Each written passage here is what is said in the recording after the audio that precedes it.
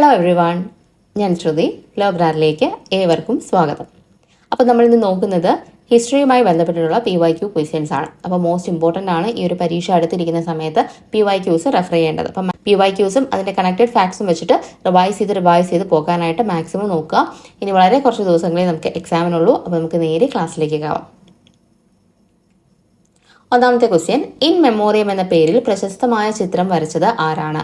In Memoriam എന്നുള്ള ചിത്രം വരച്ചത് ആരെന്നാണ് ചോദിച്ചിരിക്കുന്നത്. ഓപ്ഷൻസ് ഒന്ന് വേഗം വായിച്ചു നോക്കിക്കോളൂ. ആരെന്നുള്ളത് പെട്ടെന്ന് ഉത്തരം കിട്ടണം നിങ്ങൾക്ക്. എക്സാം വളരെ അടുത്ത് കഴിഞ്ഞു. ആൻസർ വരുന്നത് ജോസഫ് നോയൽ പേറ്റൻ ആണ് ഇൻ മെമ്മോറിയം എന്ന പേരിൽ പ്രശസ്തമായിട്ടുള്ള ചിത്രം വരച്ചിട്ടുള്ളത്. നെക്സ്റ്റ് ക്വസ്റ്റ്യൻ, ക്യാപ്റ്റൻ ഡിലനോയ് ഏത് യുദ്ധവുമായി ബന്ധപ്പെട്ടിരിക്കുന്നു? ക്യാപ്റ്റൻ ഡിലനോയ് ഏത് യുദ്ധവുമായി ബന്ധപ്പെട്ടിരിക്കുന്നു? കുളച്ചൽ യുദ്ധവുമായിട്ടാണ് ക്യാപ്റ്റൻ ഡിലനോയ് ബന്ധപ്പെട്ടിരിക്കുന്നത്. എന്നാണ് കുളച്ചൽ യുദ്ധം നടന്നത്? 1741 കുളച്ചൽ യുദ്ധം നടക്കുന്നത്. മാർത്താണ്ഡവർമ്മയും ഡച്ചുകാരും തമ്മിൽ നടന്നിട്ടുള്ള ഒരു യുദ്ധമാണ് ഏത് കുളച്ചൽ യുദ്ധം എന്ന് പറയുന്നത്. കുളച്ചൽ യുദ്ധത്തെ തുടർന്നിട്ട് ഡച്ചുകാർ പരാജയപ്പെടുകയും ക്യാപ്റ്റൻ ഡിലനോയ് തിരുവിതാംകൂറിന് കീഴടങ്ങുകയുമാണ് ചെയ്തത്. ഇതിനെ തുടർന്ന് പിന്നീട് തിരുവിതാംകൂറിന്റെ സർവ്വസൈന്യാധിപനായിട്ട് ഡെലനോയെ നിയമിക്കുക ചെയ്യുന്നുണ്ട്. അതുകൊണ്ട് തന്നെ ഇദ്ദേഹത്തെ വലിയ കപ്പിത്താൻ എന്നാണ് അറിയപ്പെടുന്നത്.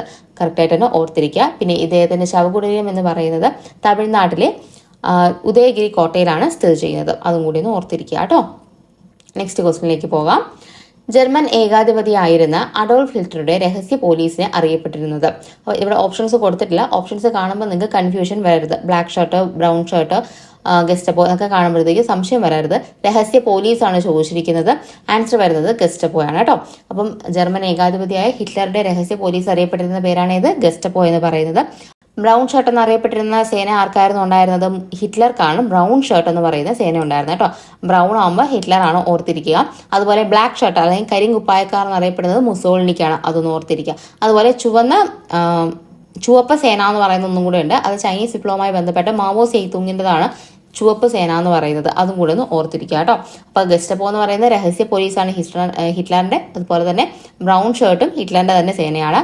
ബ്ലാക്ക് ഷർട്ട് വരുമ്പോഴാണ് മുസോളിനിയുടെ വരുന്നത്. ചുവപ്പ് സേന എന്ന് പറയുന്നത് മാവോ സേതുങ്ങിൻ്റെതാണ്. കറക്റ്റായിട്ട് ഓരോന്നും കറക്റ്റായിട്ട് പഠിച്ചു വെച്ച് പോവുക കേട്ടോ. ഇനി നിവർത്തന പ്രക്ഷോഭം നടന്നത്. നിവർത്തന പ്രക്ഷോഭം എന്നാണ് നടന്നതെന്നാണ് ചോദിച്ചിരിക്കുന്നത്. ഓരോ ഡേറ്റുകളും ഇമ്പോർട്ടൻ്റ് ആണ് കേരള ഹിസ്റ്ററിയെ സംബന്ധിച്ചിട്ടുള്ളത്. നമുക്ക് ഒന്നുകിൽ കാലഗണനക്രമത്തിൽ എഴുതാനായിട്ട് തരും, അല്ലാന്നുണ്ടെങ്കിൽ തെറ്റ് ആയത് കണ്ടുപിടിക്കുക അല്ലെങ്കിൽ ശരിയായിട്ടുള്ളത് കണ്ടുപിടിക്കുക എന്നുള്ള രീതിയിലെല്ലാം ക്വസ്റ്റ്യൻസ് വരാറുണ്ട്. അപ്പോൾ ഒന്നോ രണ്ടോ ക്വസ്റ്റ്യൻസ് നമുക്ക് ഈ ഡേറ്റ്സ് അല്ലെങ്കിൽ അത് അറിയാമെങ്കിൽ നമുക്ക് കിട്ടുന്നതാണ് കേട്ടോ. അപ്പോൾ കറക്റ്റായിട്ട് തന്നെ വർഷങ്ങളെല്ലാം തന്നെ പഠിച്ച് ഉറപ്പിച്ച് പോവുക. അപ്പോൾ നിവർത്തന പ്രക്ഷോഭം നടന്നതെന്നാണ് 1932 നിവർത്തന പ്രക്ഷോഭം നടക്കുന്നത്. എന്താണ് നിവർത്തന പ്രക്ഷോഭം എന്ന് പറയുന്നത്?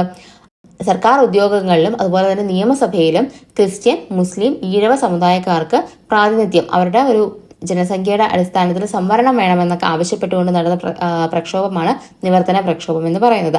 1932 നടക്കുന്നത്. നിവർത്തനം എന്ന് പറയുന്ന ആ വാക്ക് കൊണ്ടുവന്നത് ആരാണ്? IC ചാക്കോയാണ് ആ ഒരു വാക്ക് കോയിൻ ചെയ്തിട്ടുള്ളത്. അത് ഓർത്തിരിക്കുക കേട്ടോ. പിന്നെ ഇത് എന്തിനൊക്കെ കാരണമായി? പിന്നീട് നമ്മുടെ ഇവിടെ കേരളത്തിൽ സാമുദായിക സംവരണത്തിനും അതുപോലെ തന്നെ PSCയുടെ രൂപീകരണത്തിനും ഒക്കെ കാരണമായത് നിവർത്തന പ്രക്ഷോഭമാണ്. PSC എന്നാണ് രൂപീകരിക്കുന്നത്? 1936 തിരുവിതാംകൂർ PSC രൂപീകരിക്കുന്നത്. പിന്നീട് ഇത് കേരള PSC ആയി മാറുന്നത് 1956 കേട്ടോ. അതും കറക്റ്റായിട്ട് തന്നെ ഓർത്തിരിക്കുക. തിരുവിതാംകൂർ PSCയുടെ ആദ്യത്തെ ചെയർമാൻ ആയിരുന്നു ആര്? GD നോക്സ് എന്ന് പറയുന്നത്. ഓർത്തിരിക്കുക കേട്ടോ. അപ്പോൾ നിവർത്തന പ്രക്ഷോഭം നടന്ന വർഷം എന്നാണ് 1932 നിവർത്തന പ്രക്ഷോഭം നടന്നിട്ടുള്ളത്. നെക്സ്റ്റ് ക്വസ്റ്റ്യൻ ആണ്, പോർച്ചുഗീസ് കാലഘട്ടത്തിൽ നടന്ന ഉദയപേരൂർ സുന്നഹദോസിന്റെ അധ്യക്ഷൻ ആരാണ്? അപ്പൊ അധ്യക്ഷനെയാണ് ചോദിച്ചിരിക്കുന്നത്. അധ്യക്ഷൻ വരുന്നത് ബിഷപ്പ് അലസിസ് ഡി മെനസിസ് ആണ് ഇതിന്റെ അധ്യക്ഷനായിട്ട് വന്നത് കേട്ടോ. അപ്പോൾ ഉദയപേരൂർ സുന്നഹദോസ് നടന്നത് എന്നാണ് 1599 നടക്കുന്നത് കേട്ടോ. അപ്പോൾ അധ്യക്ഷൻ ആരായിരുന്നു? അലസിസ് ഡി മെനസിസ് ആണ് ഇതിന്റെ അധ്യക്ഷൻ എന്ന് പറയുന്നത്. കറക്റ്റായിട്ട് തന്നെ ഓർത്തിരിക്കുക. ഇന്ത്യൻ സ്വാതന്ത്ര്യ സമരവുമായി ബന്ധപ്പെട്ട പിൻ തീയതി വെച്ച ചെക്ക് എന്ന് ഗാന്ധിജി വിശേഷിപ്പിച്ചത് എന്തിനെയാണ്? പിൻ തീയതി വെച്ച ചെക്ക് എന്ന് വിശേഷിപ്പിച്ചത് ഏതിനെയാണ്? ആൻസർ വരുന്നത് ക്രിപ്സ് മിഷനെയാണ് ഗാന്ധിജി അങ്ങനെ വിശേഷിപ്പിച്ചിരിക്കുന്നത്. ക്രിപ്സ് മിഷൻ എന്നാണ് ഇന്ത്യയിൽ എത്തിയത്? 1942 ഇന്ത്യയിൽ എത്തുന്നത്. ഇതിനെ തുടർന്നാണ് എത്തിയത്. രണ്ടാം ലോക മഹായുദ്ധത്തിൽ ഇന്ത്യയുടെ പങ്കാളിത്തം ഉറപ്പാക്കുന്നതിന് വേണ്ടിയിട്ടൊക്കെയാണ് ക്രിപ്സ് മിഷൻ ഇന്ത്യയിലേക്ക് വരുന്നത്. സ്റ്റഫോർഡ് ക്രിപ്സ് ആയിരുന്നു ഇതിന്റെ അധ്യക്ഷൻ എന്ന് പറയുന്നത്. അത് കറക്റ്റ് ആയിട്ട് തന്നെ ഓർത്തിരിക്കുക. അപ്പൊ എന്താണ് നമ്മുടെ ക്വസ്റ്റ്യൻ? പിൻ തീയതി വെച്ച ചെക്ക് എന്ന് ഗാന്ധിജി വിശേഷിപ്പിച്ചത് എന്തിനെന്നാണ് ചോദിച്ചിരിക്കുന്നത്? ക്രിപ്സ് മിഷനാണ്. 1942 ഇന്ത്യയിൽ എത്തിയിരിക്കുന്നത്.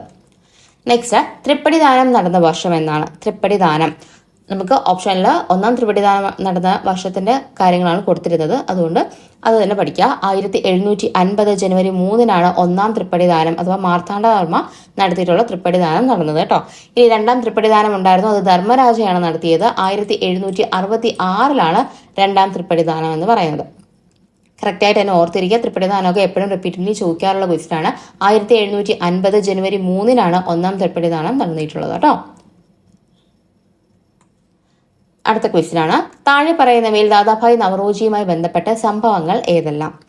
ദാദാഭായ് നവറോജിയുമായി ബന്ധപ്പെട്ടത് ഏതൊക്കെയാണ് ചോദിച്ചിരിക്കുന്നത്. അപ്പോൾ 4 ഓപ്ഷൻസ് കൊടുത്തിട്ടുണ്ട്. ആൻസർ നിങ്ങൾ ജസ്റ്റ് ഒന്ന് പോസ് ചെയ്ത് വെച്ച് വായിച്ചു നോക്കുക, സ്റ്റേറ്റ്മെന്റ്സ് എന്തൊക്കെയാണെന്നുള്ളത്. നമുക്ക് ആൻസറിലേക്ക് പോകാം. ആൻസർ വരുന്നത് സി ആണ്. 1, 3, 4 ശരിയെന്നാണ് പറഞ്ഞിരിക്കുന്നത്. നമുക്ക് എന്തൊക്കെയാണെന്ന് നോക്കാം. ലണ്ടൻ ഈസ്റ്റ് ഇന്ത്യ അസോസിയേഷൻ രൂപീകരിച്ചു. ലണ്ടൻ ഈസ്റ്റ് ഇന്ത്യ അസോസിയേഷൻ അഥവാ ഈസ്റ്റ് ഇന്ത്യ അസോസിയേഷൻ രൂപീകരിച്ചത് ദാദാഭായ് നവറോജിയാണ്. ഇതിന്റെ ലണ്ടൻ ബേസ്ഡ് ആയിട്ടാണ് ഇത് തുടങ്ങിയിട്ടുള്ളത്. 1866-ലാണ് ഇത് ആരംഭിക്കുന്നത് കേട്ടോ. അത് ഓർത്തിരിക്കുക. അതുപോലെ തന്നെ കോൺഗ്രസിലെ തീവ്രവാദി നേതാവായിരുന്നു എന്നാണ് ഇവിടെ കൊടുത്തിരിക്കുന്നത്. അല്ല, ഇദ്ദേഹം ഒരു മിതവാദി നേതാവായിരുന്നു. മിതവാദി നേതാവായിട്ട് നമ്മൾ പഠിക്കുന്നത് എപ്പോഴും ലാൽ ബാൽ പാലാണ്. പക്ഷെ ദാദാഭായ് നവറോജി ആ ഒരു കാലഘട്ടത്തിൽ ആദ്യം ഒരു ഫേസ് എന്ന് പറയുന്നത് INCയുടെ ആദ്യത്തെ ഫേസ് എന്ന് പറയുന്നത് മിതവാദി കാലഘട്ടമാണ്. അപ്പം അപ്പോഴുള്ള മിക്കവരും എന്താണ് മിതവാദി നേതാക്കളായിട്ടാണ് കണക്കാക്കുന്നത്. അപ്പോൾ അത് ഓർത്തിരുന്നാൽ മതി. ദാദാഭായ് നവറോജി എന്താണ് ഒരു മിതവാദി നേതാവായിരുന്നു. ഇനി അതുപോലെ 3 തവണ INCയുടെ പ്രസിഡന്റ് ആയിട്ടുള്ള ഇന്ത്യൻ നാഷണൽ കോൺഗ്രസിന്റെ പ്രസിഡന്റ് എത്ര പ്രാവശ്യമായിട്ടുണ്ട്? 3 തവണ ആയിട്ടുണ്ട്. ആദ്യമായിട്ടാവുന്നത് 1886 രണ്ടാമത്തെ സമ്മേളനത്തിലാണ് ഇദ്ദേഹം പ്രസിഡന്റ് ആവുന്നത്. കൽക്കട്ട സമ്മേളനമായിരുന്നു. പിന്നീട് ലാഹോർ സമ്മേളനത്തിലും പിന്നീട് വീണ്ടും ഒരു കൽക്കട്ട സമ്മേളനത്തിലും കൂടെ അധ്യക്ഷനായിട്ടുണ്ട്. അങ്ങനെ 3 തവണയാണ് ദാദാഭായ് നവറോജി INCയുടെ പ്രസിഡന്റായിട്ട് വന്നിട്ടുള്ളത്. അതുപോലെ poverty and un-British rule in India എന്ന് പറയുന്ന കൃതി രചിച്ചത് ആരാനെയാണ്? ദാദാഭായ് നവറോജിയുടേതാണ്. ഇതിനകത്താണ് നമ്മുടെ ബ്രെയിൻ ഡ്രെയിൻ തിയറിയൊക്കെ പറ്റിയിട്ട് ഇതിനകത്ത് എക്സ്പ്ലെയിൻ ചെയ്തിട്ടുള്ളത്. ബ്രെയിൻ ഡ്രെയിൻ തിയറി കൊണ്ടുവന്നതും ആര് തന്നെയാണ്? ദാദാഭായ് നവറോജി തന്നെയാണ് കേട്ടോ. മസ്തിഷ്ക ചോർച്ചാ സിദ്ധാന്തം എന്ന് പറയുന്നത് ദാദാഭായ് നവറോജി തന്നെ കൊണ്ടുവന്നിട്ടുള്ളതാണ്. കറക്റ്റായിട്ട് തന്നെ ഓർത്തിരിക്കുക. സ്റ്റേറ്റ്മെന്റ് വൈസ് വരുമ്പോഴത്തേക്ക് നമുക്ക് എല്ലാ സ്റ്റേറ്റ്മെന്റുകളെ കുറിച്ചിട്ടും ഒരു ധാരണ ഉണ്ടെങ്കിൽ മാത്രമേ നമുക്ക് എഴുതാനായിട്ട് സാധിക്കുള്ളൂ. പിന്നീട് നിങ്ങൾ സ്റ്റേറ്റ്മെന്റിൽ ഓപ്ഷൻസും കൂടെ ഒന്ന് ശ്രദ്ധിച്ച് നോക്കാം. നമുക്ക് ചിലപ്പോൾ നമുക്കറിയാവുന്ന ഒരു സ്റ്റേറ്റ്മെന്റ് വെച്ചിട്ട് നമുക്ക് ഓപ്ഷനിൽ നിന്നും എഴുതാനായിട്ട് സാധിക്കും. അപ്പോൾ കറക്റ്റായിട്ട് സ്റ്റേറ്റ്മെന്റ് വരുമ്പോഴത്തേക്ക് പേടിക്കാതെ നല്ല രീതിക്ക് അത് വായിച്ച് നോക്കി ഓപ്ഷൻസ് നോക്കിയിട്ട് ഉത്തരങ്ങൾ എഴുതാനായിട്ട് ശ്രമിക്കുക കേട്ടോ. അപ്പോൾ നെക്സ്റ്റ് ക്വസ്റ്റ്യനിലേക്ക് പോകാം. നാറ്റോയുടെ ആസ്ഥാനം ഏതാണ്?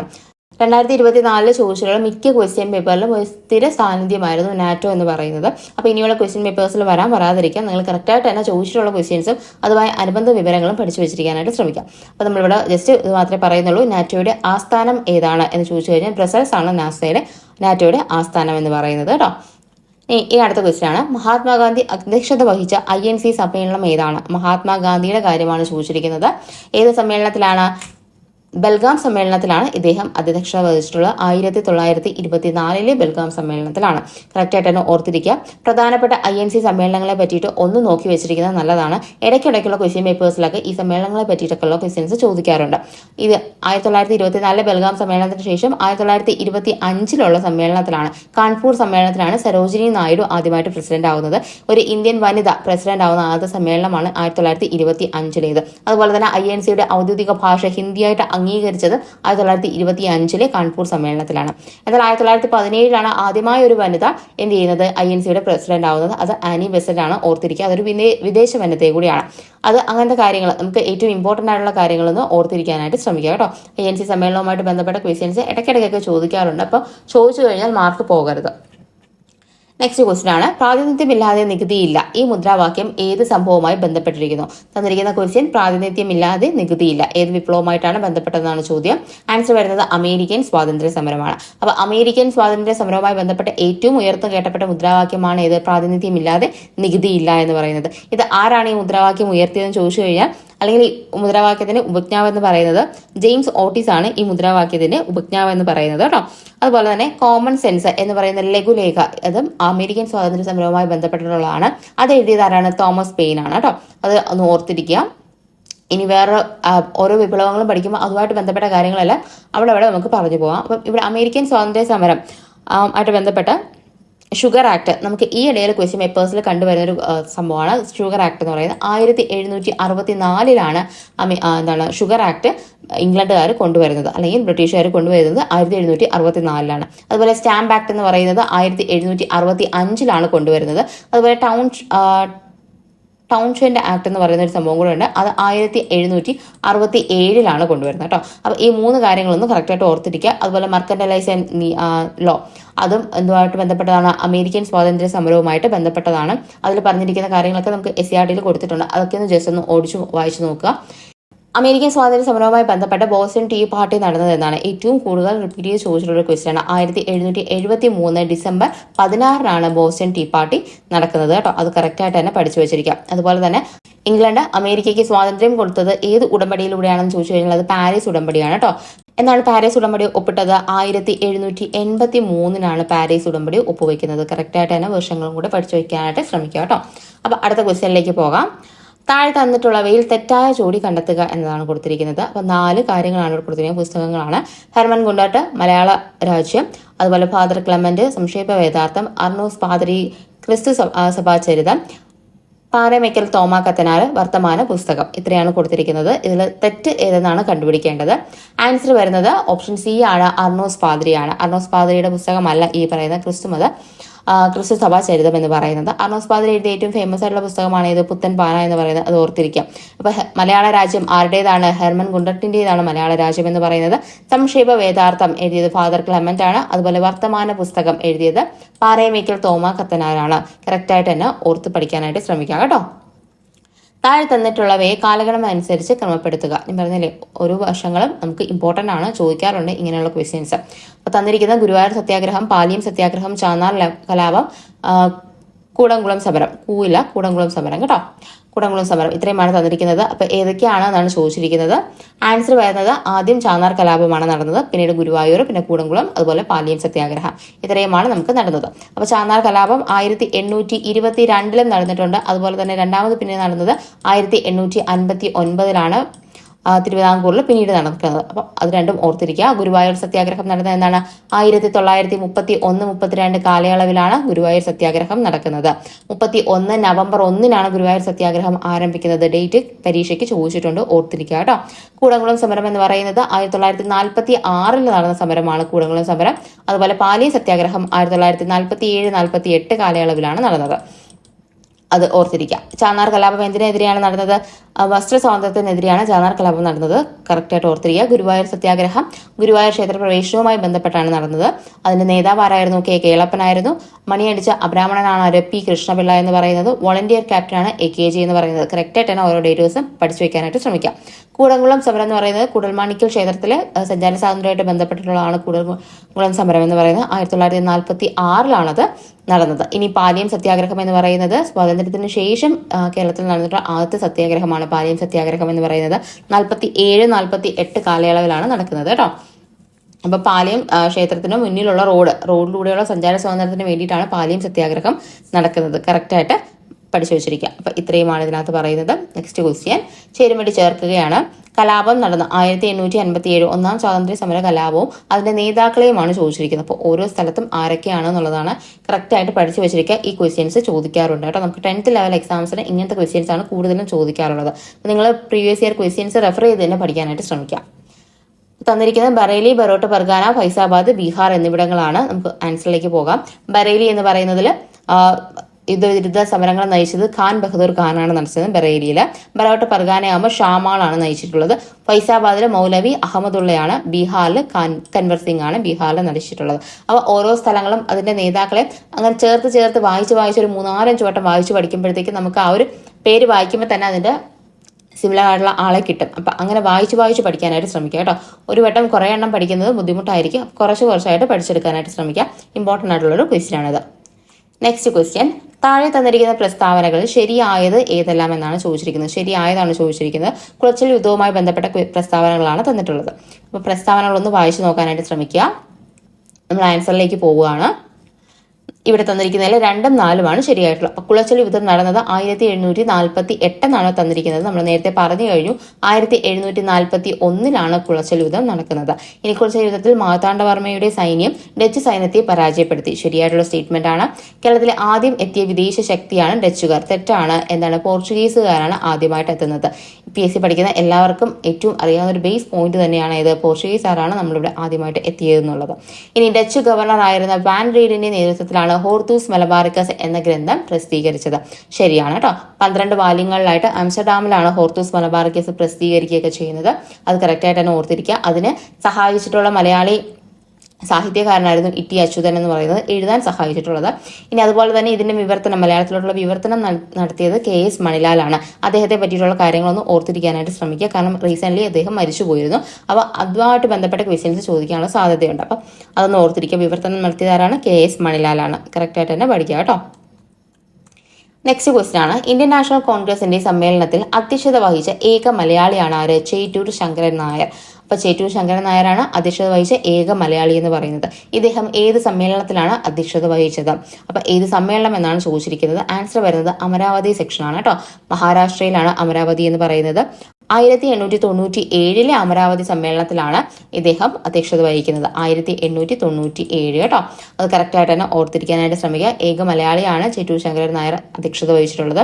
എന്നാൽ രണ്ടാമത്തെ ദക്ഷിണേന്ത്യക്കാരനാണ്. എന്നാൽ ആദ്യത്തെ ദക്ഷിണേന്ത്യക്കാരൻ ആരായിരുന്നു? അത് P. അനന്തചാർലുവാണ് ആദ്യത്തെ ദക്ഷിണേന്ത്യക്കാരൻ എന്ന് പറയുന്നത് കേട്ടോ. അതും കൂടി ഒന്ന് ഓർത്തിരിക്കാനായിട്ട് ശ്രമിക്കുക. സമ്മേളനങ്ങളുമായിട്ട് ബന്ധപ്പെട്ട ക്വസ്റ്റ്യൻസ് ചോദിക്കാറുണ്ട്. ഒന്ന് പഠിച്ചു വെച്ചിരിക്കുന്നത് നല്ലതാണ്, ഏറ്റവും ഇമ്പോർട്ടൻ്റ് ആയിട്ടുള്ള കാര്യങ്ങളെങ്കിലും. അടുത്ത ക്വസ്റ്റ്യൻ ആണ്, ഫ്രഞ്ച് വിപ്ലവത്തിന്റെ പ്രവാചകൻ എന്നറിയപ്പെടുന്നത് ആരെയാണ്? ഫ്രഞ്ച് വിപ്ലവത്തിന്റെ പ്രവാചകൻ എന്നാണ് ചോദിച്ചിരിക്കുന്നത്. നമുക്ക് ഇവിടെ ഒരു ഓപ്ഷൻസ് തന്നത്, ഓപ്ഷൻസ് കാണുമ്പോൾ നിങ്ങൾക്ക് കൺഫ്യൂഷൻ ആകരുത് എന്നുള്ള രീതിക്കാണ് കേട്ടോ. അപ്പൊ കറക്റ്റായിട്ട് തന്നെ പഠിച്ചു പോവുക. ഫ്രഞ്ച് വിപ്ലവത്തിന്റെ പ്രവാചകൻ എന്ന് പറയുന്നത് റൂസോയാണ് കേട്ടോ. അപ്പൊ മോണ്ടസ്ക്യൂവിനെ തന്നിട്ടുണ്ട്, വോൾട്ടേർ തന്നിട്ടുണ്ട്. ഇതെല്ലാം ഫ്രഞ്ച് വിപ്ലവവുമായി ബന്ധപ്പെട്ടിട്ടുള്ള ആ സമയത്തുള്ള സോഷ്യൽ തിങ്കേഴ്സ് തന്നെയാണ് ഈ റൂസോയും വോൾട്ടേറും മോണ്ടസ്ക്യൂ ഒക്കെ. അപ്പൊ ഫ്രഞ്ച് വിപ്ലവത്തിന്റെ പ്രവാചകൻ എന്നറിയപ്പെടുന്ന ആരാണ്? റൂസോനെയാണ് അറിയപ്പെടുന്നത്. റൂസോയുടെ പ്രശസ്തമായ പുസ്തകമാണ് ഏതെന്ന് പറയുന്നത് സോഷ്യൽ കോൺട്രാക്ട്. ഓർത്തിരിക്കുക, ചോദിക്കാറുണ്ട്. അപ്പൊ സോഷ്യൽ കോൺട്രാക്ട് എന്ന് പറയുന്നത് റൂസോയുടെ പ്രശസ്തമായിട്ടുള്ള പുസ്തകമാണ്, ഓർത്തിരിക്കുക കേട്ടോ.